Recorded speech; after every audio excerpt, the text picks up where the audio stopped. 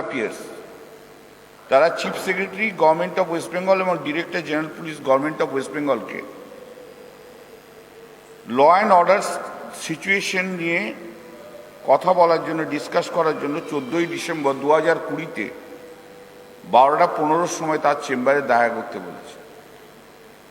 আমার প্রথম বক্তব্য হচ্ছে যে এই জুরিসডিকশন নেই, কেন্দ্রীয় সরকারের কোনো অফিসারের কোনো জুরিসডিকশন নেই, হোম সেক্রেটারি, চিফ সেক্রেটারি এবং ডিজিকে এভাবে ডেকে পাঠানোর কোনো জুরিসডিকশন নেই। ল অ্যান্ড অর্ডার সাবজেক্ট নিয়ে ডিসকাশন করতে চেয়েছেন। ল অ্যান্ড অর্ডার সাবজেক্ট হচ্ছে ভারতবর্ষের সংবিধানের 7th শিডিউল স্টেট লিস্ট 2-এ ল অ্যান্ড অর্ডারের সাবজেক্ট পড়ে, সেটা হচ্ছে রাজ্যের, কেন্দ্রীয় সরকারের নয়।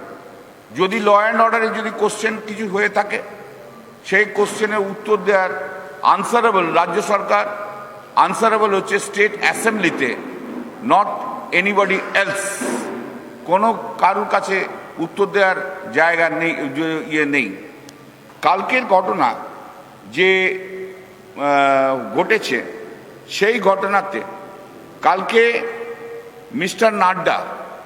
মিস্টার নাড্ডাকে একটা বুলেট প্রুফ কার্ড দেওয়া হয়েছিল এবং তার সঙ্গে স্কট ছিল। Escort provided by state of West Bengal এবং সিআরপিএফ এবং পিএসও ছিল, যেহেতু উনি জেড ক্যাটাগরির এন্টাইটেল। সেখানে অ্যাডিশনাল এসপি ছিল 8 জন, ডেপুটি সুপারিনটেন্ডেন্ট অফ পুলিশ ছিল 8 জন, ইন্সপেক্টর ছিল 30 জন, 40 জন র্যাব ছিল, 145 জন কনস্টেবল ছিল, 350 জন সিভিক ভলেন্টিয়ার ছিল। আপনারা যে কোনো জেড ক্যাটাগরি যদি কেউ যায় স্কট নিয়ে, সেই স্কটের সামনে এবং পিছনে কেউ থাকতে পারে না। কিন্তু গতকাল দেখা গেছে সেই স্কটের সামনে 45 থেকে 50 জন ছিল এবং স্কটের পিছনেও প্রচুর গাড়ি ছিল। এমনকি প্রধানমন্ত্রীর গাড়ি যদিও যায়, যে কোনো জায়গায় যদি যায়, শুধু প্রধানমন্ত্রীর গাড়ি থাকবে এবং স্কট থাকবে, অন্য কোনো গাড়ি থাকতে পারে না। সেই কালকে যাওয়ার সময় প্রায় 50 জনের মোটরসাইকেল নিয়ে, 50-এর ওপর মোটরসাইকেল নিয়ে মিছিল করতে করতে যায় এবং মিছিল করতে করতে যাওয়ার সময় সেখানে রাকেশ সিং বলে একজন ভদ্রলোক, সেই রাকেশ সিং সে যখন যাচ্ছিল কনভয়, রাকেশ সিং মিছিল থেকে, বাইক মিছিল থেকে তৃণমূল মঞ্চের সামনে আসতেই যখন স্লোগান ওঠে, তখন সেই রাকেশ সিং সে গাড়ির দরজা খুলে হাত দিয়ে তৃণমূল কর্মীদের দিকে অঙ্গভঙ্গি করতে থাকেন এবং সেই অঙ্গভঙ্গি একদম ভালো অঙ্গভঙ্গি নয়। এবং এই রাকেশ সিংয়ের এগেনস্টে হি ইজ এ কনভিক্ট, ও একজন হচ্ছে কনভিক্ট এবং হচ্ছে তার এগেনস্টে 59খানা কেস পেন্ডিং রয়েছে, ক্রিমিনাল কেস পেন্ডিং রয়েছে। প্রশ্ন হলো, কেন নাড্ডা এইরকমভাবে, মিস্টার নাড্ডা কেন এরকমভাবে একজন কনভিক্ট এবং ক্রিমিনাল নিয়ে তাকে এরকমভাবে সমস্ত নিয়ম বহির্ভূতভাবে কাজ করতে করতে তাকে যেতে হলো, এবং তারা কেন এইভাবে তারা প্রভোগ করতে আরম্ভ করেছে। এবং তারপরে যে গাড়িগুলো ছিল, সেই গাড়িগুলো ওই কনভয়ের মধ্যে যাওয়ার কথা নয়। কেন তারা ওই কনভয়ের সঙ্গে অতগুলো গাড়ি নিয়ে গেছেন, সেটাও একটা প্রশ্ন। জেপি নাড্ডা নিজের আইনকে তিনি ভেঙেছেন এবং যেভাবে চিঠি দেওয়া হয়েছে, সেই চিঠি অসাংবিধানিক এবং সেই চিঠি আইনের কোনো আইন নেই, ভারতবর্ষের কোনো আইন নেই যে আইনের দ্বারা এইরকমভাবে কোনো একটা ইনসিডেন্টের জন্য home secretary, department of home, কেন্দ্রীয় সরকারের, তারা চিফ সেক্রেটারি এবং ডিরেক্টর জেনারেল অফ পুলিশকে ডাকতে পারেন, সে কোনো আইন নেই। আমি আপনাদের মাধ্যম দিয়ে প্রশ্ন করছি, কেন্দ্রীয় সরকার, আপনাদের জবাব দিতে হবে কোন আইনে, কিসের জন্য আপনারা এইভাবে যে এই দুজনকে ডেকে পাঠালেন এবং আজকে যে কাজগুলো করছেন, যেভাবে চিঠি দিচ্ছে, সেটা ফেডারেল স্ট্রাকচারের বিরুদ্ধে, কোঅপারেটিভ ফেডারেলিজমের বিরুদ্ধে, সমস্ত নিয়ম বহির্ভূত কাজ আজ কেন্দ্রীয় সরকার করছে। জেপি নাড্ডা এখানে এসে বিভিন্ন ক্রিমিনাল নিয়ে ঘুরে বেড়াচ্ছে, সেই ক্রিমিনালদের খবর আমি বলে দিলাম। সেই জন্য এই আইন বহির্ভূত জায়গায় আমরা তীব্র প্রতিবাদ করছি, তীব্র বিরোধিতা করছি। আমরা তীব্র বিরোধিতা করছি এইভাবে অসাংবিধানিক কাজ করার জন্য এবং ক্রিমিনালদের নিয়ে ঘোরার জন্য। যে ক্রিমিনালদের যে এগেনস্টে কেস আছে আমি অলরেডি আপনাদের বলেছি, এবং সেটা বলছি 1 নম্বর। 2 নম্বর হচ্ছে যে কেন কনভয়, জেপি নাড্ডার কনভয়ে অতগুলো গাড়ি ছিল, অতগুলো বাইক ছিল, কেন স্লোগান উঠলো সেই কথা বলতে হবে। যে একটা আমাদের যে কোনো জেড ক্যাটাগরির লোক মানুষ যান না কেন, তাদেরকে যে তাদের সিকিউরিটির জন্য কখনো কোনো সময় কোনো কনভয়ের সঙ্গে, সেই কনভয়ের সঙ্গে বা অন্য কারুর গাড়ি থাকতে পারে না, কোনো মোটরসাইকেল থাকতে পারে না, কোনো মতেই থাকতে পারে না। যদি উনি জেড ক্যাটাগরি না হতেন তাহলে নিঃসন্দেহে নিয়ে যেতে পারতেন, কিন্তু জেড ক্যাটাগরি হওয়ার জন্য কখনই নিতে পারেন না, আইন বহির্ভূত। আমি অন্য একটা পজিটিভ কথা বলবো, যে গতকালের যে ঘটনাগুলো হচ্ছিল, গতকাল আপনারা জানেন এই অফিসেই আমাদের মন্ত্রিসভার রিপোর্ট কার্ড প্রকাশ হয়েছে। সেই রিপোর্ট কার্ড থেকে মানুষের দৃষ্টিকে বিভ্রান্ত করার জন্যেই কাল গণ্ডগোল বাঁধানো হয়েছে। আমরা জানি না যে কে ইট ছুঁড়েছে, পুলিশ ইনভেস্টিগেট করছে, সেটা বার হবে, কিন্তু এই ধরনের ঘটনা কালকে ঘটানোর উচিত নয়। আমরা বলতে চাই যে পশ্চিমবাংলায় রাজনৈতিক হিংসা কিন্তু বাড়েনি। 2011 থেকে 20 সংখ্যা কমে গেছে। 2001 থেকে 11 পলিটিক্যাল মার্ডার ছিল 670, সেই সংখ্যাটা 2011 থেকে 20 150। বিজেপি যে বলছে তাদের লোক মারা যাচ্ছে, কেউ যখন কোভিডে মারা যাচ্ছে, সুইসাইড করছে প্রেমে ব্যর্থ হয়ে, আর্থিক অনটনে, ওরা বলছে যে ওদের কর্মী মারা গিয়েছে। এবং এখানে গতকাল রাত্রে যে বঙ্গভবন এবং অভিষেক ব্যানার্জির বাড়িতে আক্রমণ হয়েছে দিল্লিতে, আমরা তার তীব্র নিন্দা করছি। এগুলো হচ্ছে কাওয়ার্ডলি, ভীতুদের রাস্তা, এবং ওদের সমস্যা হচ্ছে ওরা কিছুই জানে না। এই লড়াইটা বাঙালি বনাম বহিরাগত। আমাদের জেপি নাড্ডা বলেছে যে রবীন্দ্রনাথ ঠাকুরের শান্তিনিকেতনে জন্ম হয়েছিল। এই ধরনের কথা যারা বলে, আমি লাস্ট একটা কথা বলেই শেষ করব। আমাদের এই সময় আপনারা জানেন 1 ডিসেম্বর থেকে দুয়ারে সরকার প্রকল্প চালু হয়েছে। 56 লাখ লোক এখন পর্যন্ত দুয়ারে সরকার ক্যাম্পে এসেছে, এবং এর মধ্যে 60% হচ্ছে স্বাস্থ্যসাথী। 56 লাখ লোক নাম লিখেছে, এবং পশ্চিমবাংলার সরকার শেষ পর্যন্ত সব 10 কোটি মানুষকেই তারা এই স্কিমে স্পর্শ করতে চায়।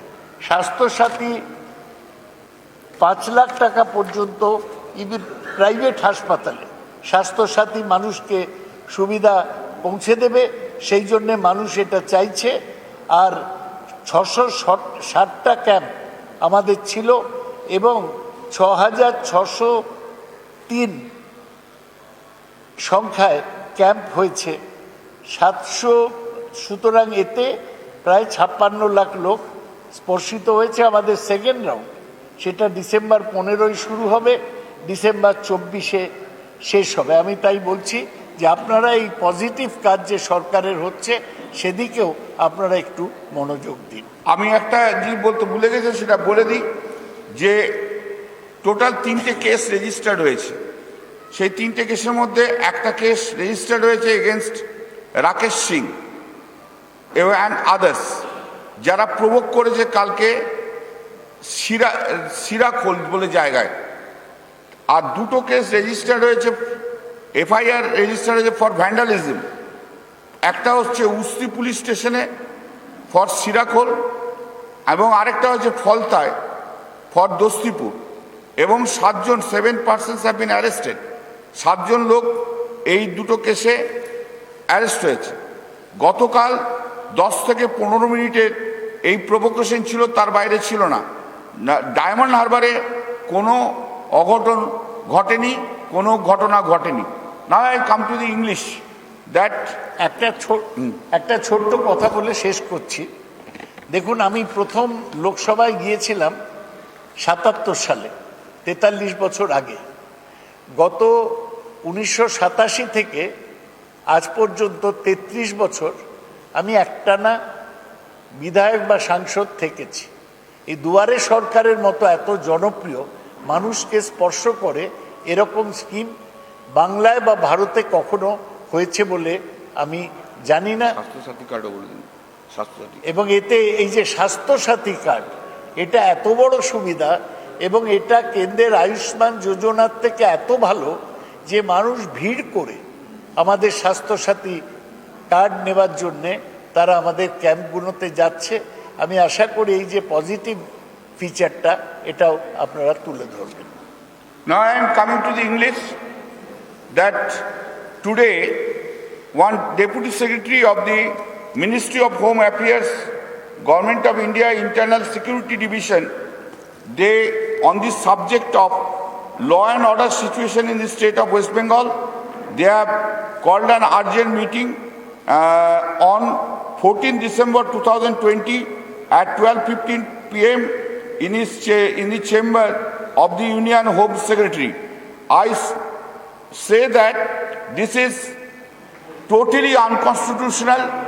Law and order is the subject of under the Constitution, under state list of the 7th schedule of the Constitution. In respect of that law and order situation, the central government has no power, has no jurisdiction, has no authority to call the Chief Secretary and the Director General of Police to discuss in respect of the Z category people. Now, yesterday when Mr. J.P. Nadda was going to Diamond Harbour, he was provided with a bulletproof car and pilot car which was provided by the state of West Bengal. Apart from that, CRPF personnel also provided the escort, and personal security officers of CRPF were there, and because he is entitled to Z category protective. But it is surprised that when a Z category person is going in his vehicle, that he cannot, in the convoy, he cannot take any other vehicles. No vehicles is allowed to go along with the vehicle.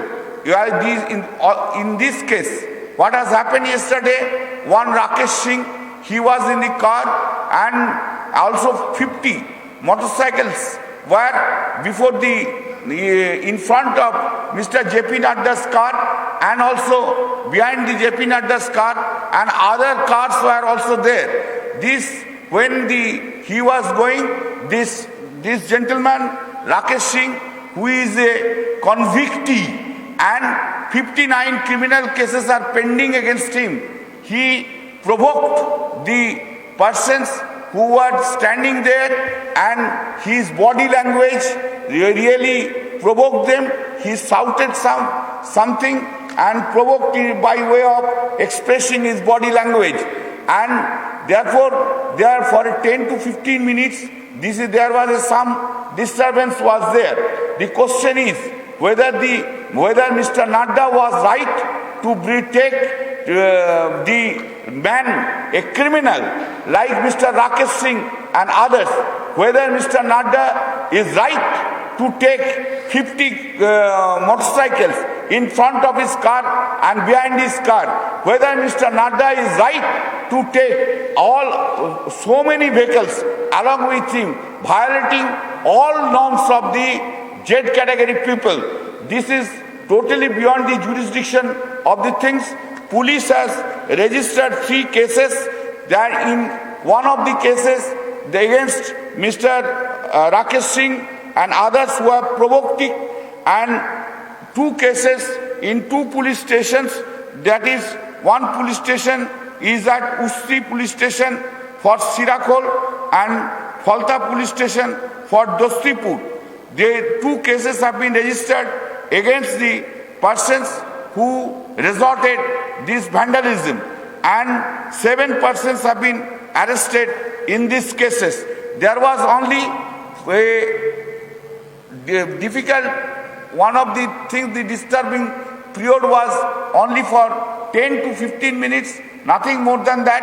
And at Diamond Harbour, where the program was there, the program has been held, nothing has been done by them. And you have seen at all the time, every day, the state BJP president is provoking by using expression, by his body language. All BJP post holders, they are going and saying that they will beat up the police. They all the time provocations are going on by the BJP side. That is one of the important facts. This entire thing, what has been done by the central government today by sending the letter, is thoroughly unconstitutional. There is no precedent like this. This is the first time this has been done. They are trying to create a situation, and they are interfering with the federal structure of the constitution. What is the constitutional scheme that have been broken down in the hands of the central government officers? Thank you. I'll just say a few words in English. Yesterday, as you know, the Trinamool Congress was launching their 10-year report card. To distract from this incident, the BJP tried to create some news. Who threw a brick, who didn't throw a brick can be investigated, and whoever the culprits are can be found out. But there is no reason to create such a hullabaloo over the incident. We want to say that political killings in Bengal have come down. Now the BJP claim when anybody dies of COVID, suicide, financial stress, they say it is a political killing. The ground support is there for Mamata Banerjee because she is touching lives with free health care, free education, free rations, and COVID is being handled very well. We want to say that BJP people are cowards. That's why they are going and attacking Bongo Bhavan and MP's residence. These are cowardly activities. The BJP is a party of tourists who visit Bengal. They are a gang of outsiders. Bengal loves everybody. There are so many different races and religions in Bengal. BJP has a leader who says that Rabindranath was born in Shantinikethan. Lastly, I want to end by saying that I have been in elected office since 43 years. I have never seen a more popular program than Duare Sarkar, in which in 11 days, 56 lakh people are registered, and in all the camps, 1,000 to 1,500 people are visiting, and Shasta Shati is the most popular one, in which 60% people are taking Shasta Shati cards. Our aim is to reach benefit to the people and not to create political disturbance. BJP people are coming from outside and trying to create disturbance in Bengal. State government is only responsible, accountable to give answer to the state assembly.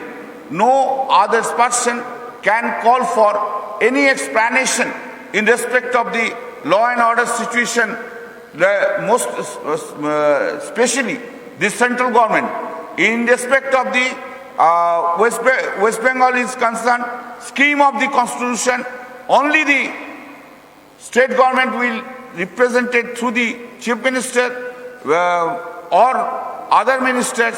They are accountable to the assembly, not to the home secretary of the central government. This is a violation of the constitution. This is without jurisdiction. This is colorable exercise of power. This is a colorable exercise of power, and behind the entire thing there is a malice. There is a malice on the part of the central government, and there is a malafide attitude on the part of the central government officers by sending this letter. This is deplorable. One can just deprecate it, the way the things are doing by the central government. No one can violate the constitution. No one is above the constitution. Therefore, the central government officials at the behest of some persons are doing this. They are also not above the constitution.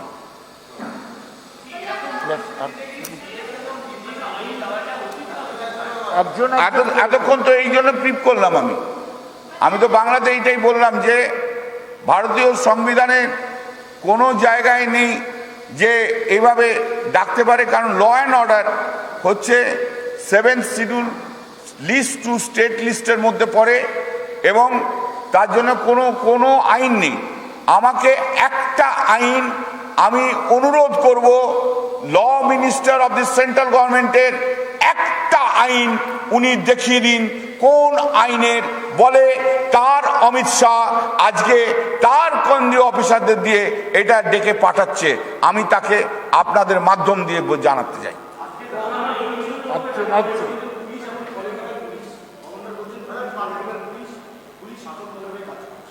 গভর্নরের কথাতে দেখুন উত্তর দিতে আর ভালো লাগে না, bore হয়ে গেছি আমরা।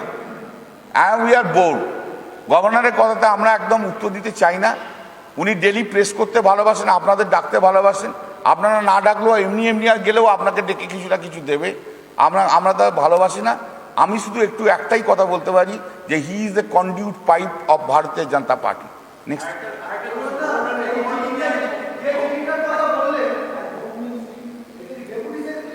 একটা under secretary has written this letter that ওটা আন্ডার সেক্রেটারি লিখেছে হোম সেক্রেটারির সঙ্গে দেখা করার জন্য।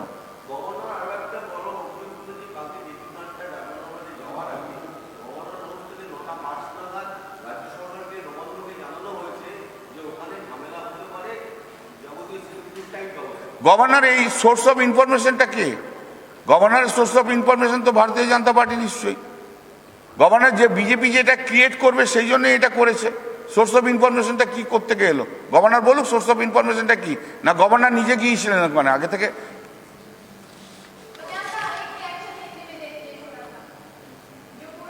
अरे जो बोल दिया वो तो पूरा बोल दिया भैया।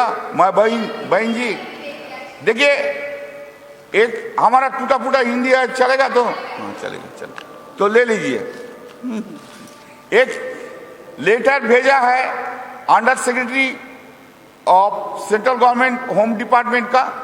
उस लेटर में वो बोला है कि 12 तारीख में chief secretary and director general of police को बुलाया है law and order situation discuss करने के लिए। मेरा वक्तव्य है, मेरा कहना है, जो इंडियन कॉन्स्टिट्यूशन में कोई ऐसा कानून नहीं है। लॉ एंड ऑर्डर वो जो सब्जेक्ट होता है वो सब्जेक्ट स्टेट लिस्ट में पड़ता है 7th शेड्यूल का अंडर में, एवं 7th शेड्यूल का अंडर में जो संविधान में पड़ता है वो स्टेट गवर्नमेंट देखता है। सेंट्रल गवर्नमेंट इसका अंदर घुसने नहीं सकता है।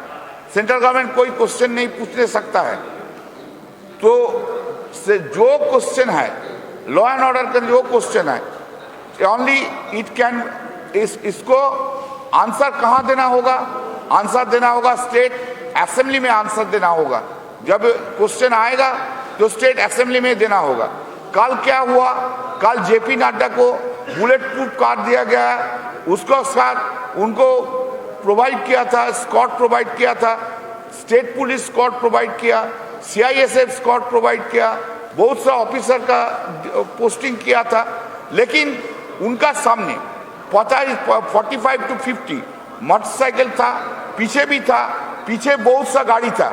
जब एक जेड कैटेगरी जाते हैं उस टाइम कोई कॉन्वॉय में किसने नहीं घूमने सकता है, कोई घुसने नहीं सकता है, कोई घुसने नहीं सकता है।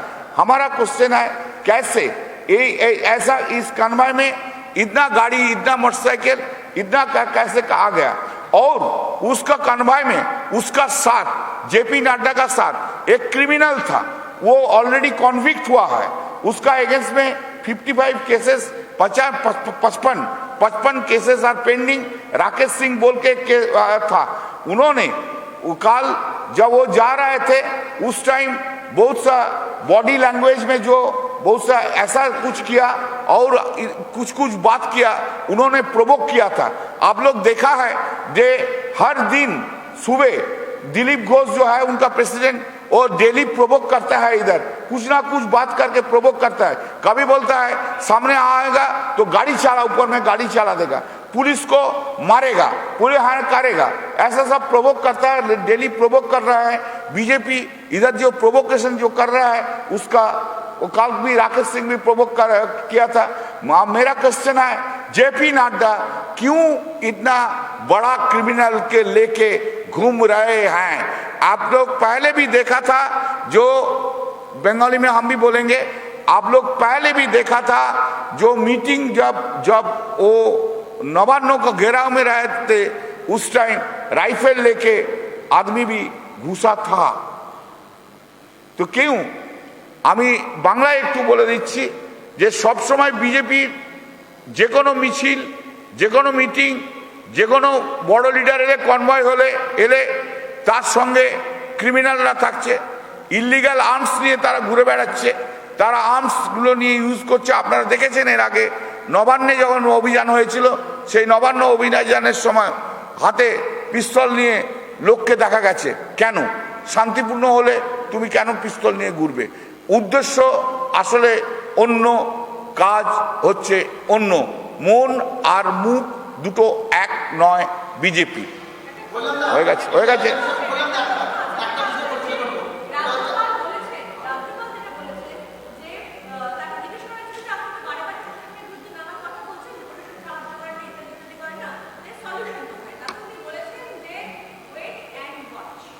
হ্যাঁ, উনি ওয়েট করুন না, ওয়াচ করুন না, কোনো অসুবিধা তো কিছু নেই।